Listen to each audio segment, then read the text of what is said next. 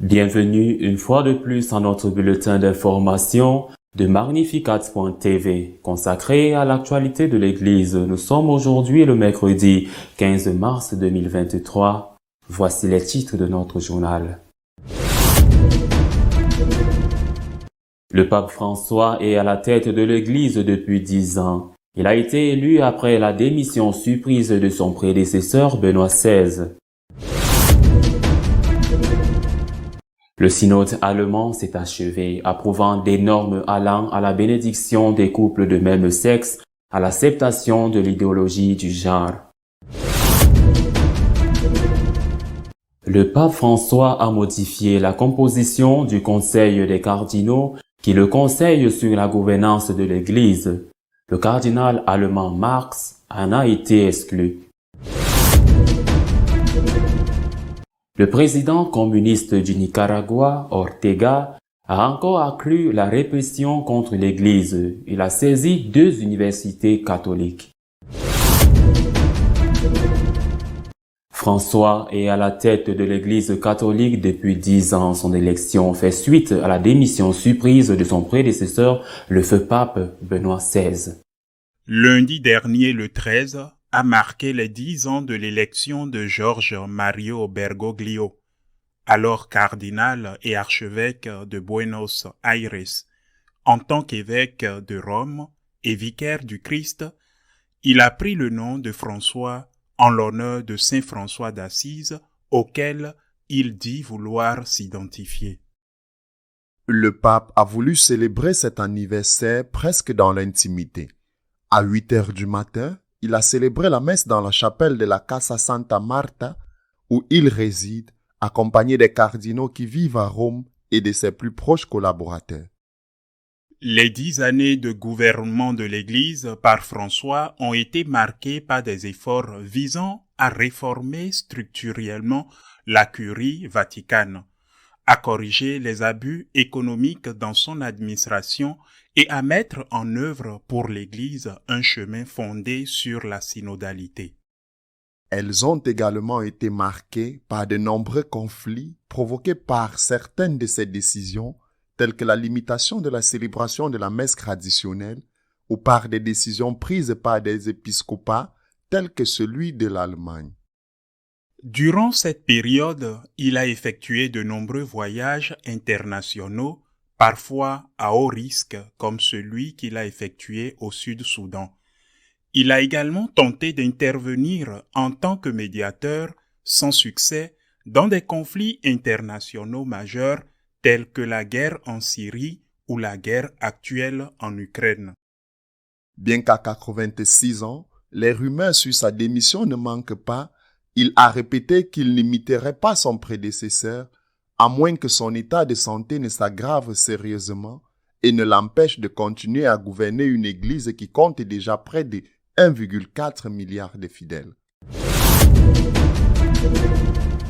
Le synode allemand est arrivé à son terme. Les prédictions se sont réalisées et dans sa dernière assemblée, des normes contraires à la doctrine de l'Église ont été approuvées. Au moins 4 règles ont été approuvées par le synode allemand. La première demandait que l'ordination d'hommes mariés soit autorisée. La deuxième prévoyait que les laïcs soient autorisés à prêcher la messe, à baptiser et à célébrer des mariages. Troisièmement, les unions non sacramentelles, telles que celles des couples homosexuels ou hétérosexuels, qui ne sont pas mariés dans l'Église, doivent être bénies. La quatrième était de reconnaître l'idéologie du genre et par conséquent d'admettre les transsexuels à la prêtrise. Pour éviter une minorité de blocage des évêques, si un tiers d'entre eux votait contre, les conclusions ne pourraient pas être adoptées. Il a été décidé d'abolir le vote à bulletin secret. La crainte du harcèlement dont seraient victimes les opposants a conduit de nombreux évêques à s'abstenir et quelques-uns seulement à voter contre les résolutions débattues. Sur le premier point, le célibat sacerdotal, le synode allemand n'a pas approuvé l'ordination d'hommes mariés à la prêtrise, mais a demandé au Vatican d'abolir cette règle qui existe dans l'Église latine depuis plus de 1000 ans, bien qu'elle ne soit pas présente dans l'Église catholique de rite grec.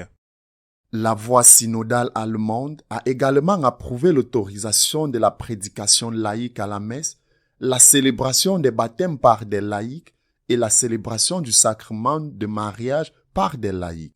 Ce point a été précédé d'un débat sur la possibilité pour les laïcs d'entendre les confessions et de donner l'union aux malades, qui n'a finalement pas été approuvé.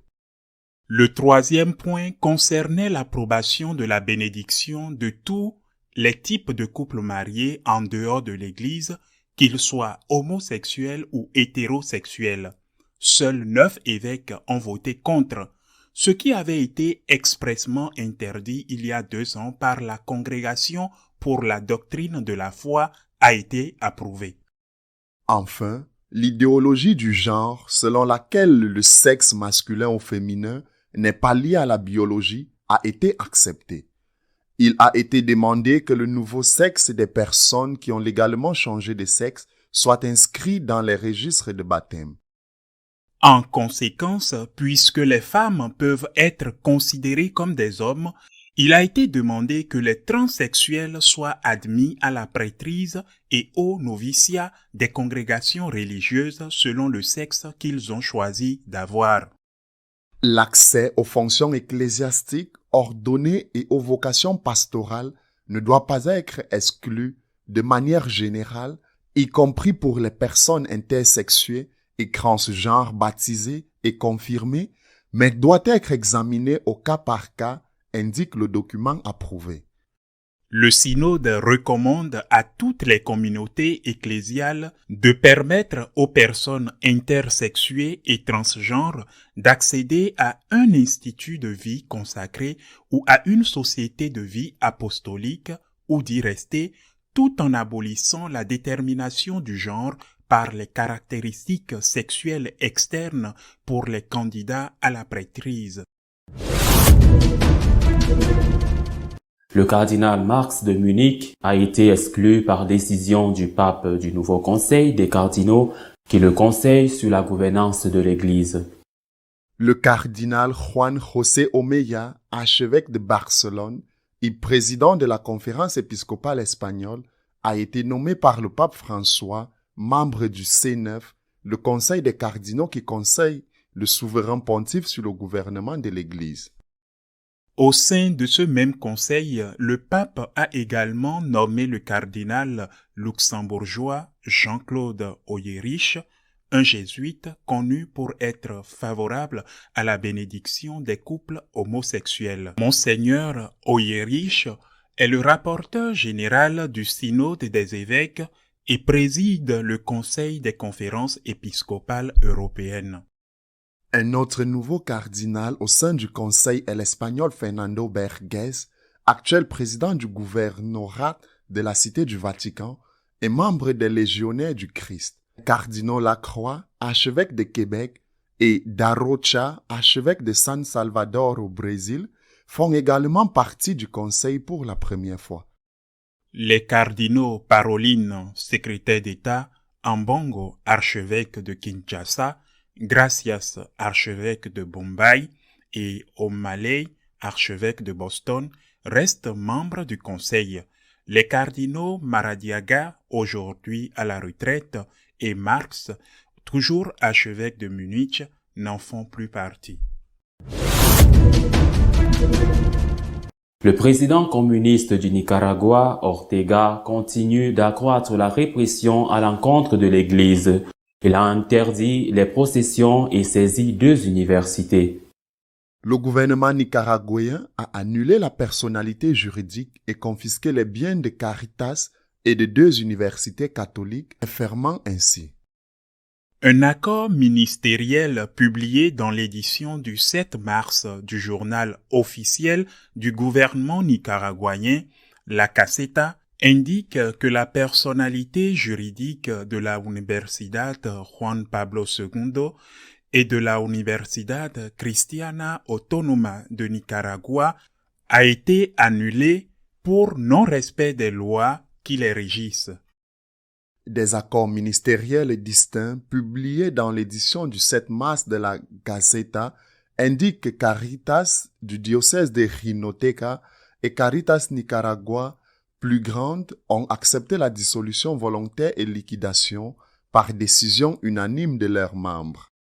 Les récentes mesures prises à l'encontre des deux universités de la Caritas font suite à l'emprisonnement de l'évêque Rolando Alvarez de Matacalpar, qui, après avoir refusé l'exil, a été condamné le 10 février par le gouvernement à 26 ans de prison, à être déchu de sa citoyenneté et à payer une lourde amende pour trahison et atteinte à l'intégrité nationale.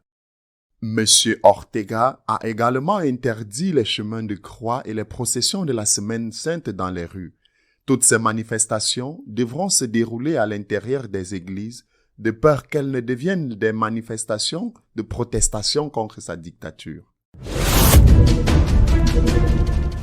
Notre éditorial de cette semaine est exclusivement consacré à commenter les conclusions du synode allemand qui, entre autres, demande l'ordination des transsexuels. Les historiens s'accordent généralement à dire que le schisme de Luther a commencé le jour où il a cloué les 95 thèses contre les indulgences sur la porte de l'église de tous les saints à Wittenberg. Nous sommes en 1517. Il a fallu 4 ans à Luther pour être excommunié, 4 années qui ont été très profitables pour lui et son hérésie, qui a pu se répandre surtout en Europe du Nord. C'est aussi l'avis des historiens. Je suis convaincu que ce qui s'est passé ce week-end est le début d'un nouveau schisme, comparable à l'acte symbolique de clouer les thèses contre les indulgences à la porte de l'église de tous les saints. Ce qui s'est passé ce week-end est la conclusion du synode allemand. Ils n'ont pas évité le conflit. Ils n'ont pas essayé de rapprocher les positions de ce que le Vatican avait dit et ce qui est la doctrine de l'Église catholique. Ils sont allés ouvertement au conflit. Et ils l'ont fait en utilisant leur méthode dictatoriale bien aimée. Par exemple, en interdisant le vote anonyme, en faisant en sorte que les votes soient nominaux, que chacun sache ce que les autres votaient, de sorte qu'un nombre important d'évêques se sont abstenus et que seul un petit groupe d'évêques a voté contre ce qui avait été approuvé. Pourquoi ces évêques se sont-ils abstenus? Par peur. Ils n'ont pas été courageux. Ils ont été très lâches. Mais le harcèlement auquel sont soumis tous ceux qui ne sont pas d'accord avec ceux qui prétendent officiellement être tolérants les a poussés à ne pas défendre leurs principes. Et c'est ainsi que ces conclusions, qui sont clairement schismatiques, ont été approuvées. Par exemple, premièrement, demander la disparition du célibat obligatoire pour les prêtres. Deuxièmement, que les laïcs et surtout les femmes laïques soient autorisés à prêcher des homélies à la messe, à célébrer des baptêmes et des mariages. Troisièmement, la possibilité de bénir tous les types de couples, qu'ils soient ou non mariés à l'Église, les couples composés d'homosexuels, les couples composés de personnes qui ne sont même pas mariées civilement, ou les couples composés de personnes mariées civilement, mais non sacramentellement. La bénédiction des couples de tout type, et en fait, elle a déjà été approuvée. il a été décidé qu'il fallait créer un type de liturgie spécialement adapté à ces cas. Quatrièmement, l'acceptation totale de l'idéologie du genre. Le genre n'est plus le sexe, ce n'est plus une question liée à la biologie, c'est une question liée à la volonté propre, liée aux sentiments propres, et c'est en plus changeant. Aujourd'hui, on peut se sentir homme et demain femme, et le surlendemain un nouveau homme, ou l'inverse. Par conséquent, les personnes qui sont physiquement des femmes, mais qui se déclarent hommes parce qu'elles se sentent hommes, c'est-à-dire les transsexuels, sont acceptées dans les séminaires et peuvent devenir prêtres.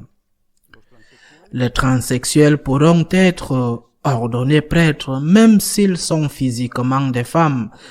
Et bien sûr, une fois qu'ils sont ordonnés prêtres, ou plus précisément, une fois qu'ils sont ordonnés prêtresses, ils peuvent répéter sans problème qu'ils ont à nouveau changé de sexe parce qu'ils ne se sentent plus hommes et recommencent à se sentir femmes.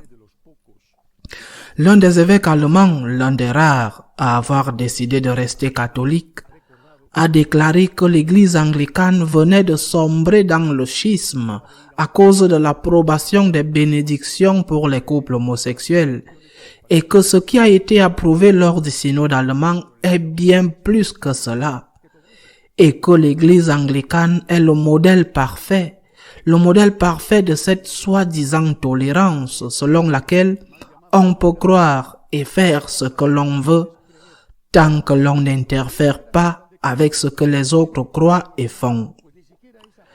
Même cette tolérance anglicane n'a pas empêché la rupture au sein de cette communauté ecclésiale lorsqu'elle a décidé d'approuver la bénédiction des couples homosexuels en Angleterre. Cet évêque allemand a déclaré « C'est bien pire que cela et ils sont entrés en schisme. Que va-t-il nous arriver ?» Telle est la question qui se pose aujourd'hui. Il n'est plus question que certains cardinaux du Vatican, au plus haut niveau, comme Parolin ou Ladaria par exemple, interviennent parce qu'ils l'ont déjà fait et qu'ils n'en ont absolument pas tenu compte. Il est maintenant temps que le ministère pétrinien intervienne, c'est-à-dire que c'est le moment historique où le Saint-Père, en fonction du ministère pétrinien qu'il a et qu'il est le seul à avoir, et qu'aucun de ses cardinaux n'a, même s'il parle en son nom et par son mandat, il est temps que le Saint-Père, faisant usage de son ministère pétrinien, dont le devoir est de confirmer ses frères dans la foi, de maintenir la foi que les pontifes ont reçue l'un après l'autre depuis Saint-Pierre, il est temps que le Saint-Père intervienne. Il est essentiel qu'il y ait des règles claires et des interdictions absolues pour qu'il soit manifeste, pour qu'il soit clair sans aucun doute que tout évêque qui met en œuvre ce qui a été approuvé par le synode allemand doit être immédiatement démis de ses fonctions. Les 4 années perdues avec Luther ne peuvent pas être perdues maintenant. Nous sommes à une époque où les communications sont infiniment plus rapides qu'à l'époque de Luther. Et si nous n'agissons pas rapidement et de manière décisive, je le répète, par celui qui a le ministère pétrinien, beaucoup considéreront que cette inactivité est une permission tacite de faire ce que le synode allemand a approuvé. Les mêmes choses commenceront immédiatement à être appliquées en Belgique, en Suisse, aux États-Unis et même dans certains endroits d'Amérique latine, je n'en doute pas. Et ce qui s'est passé avec l'hérésie allemande de Luther est peu de choses comparé à ce qui peut se passer maintenant.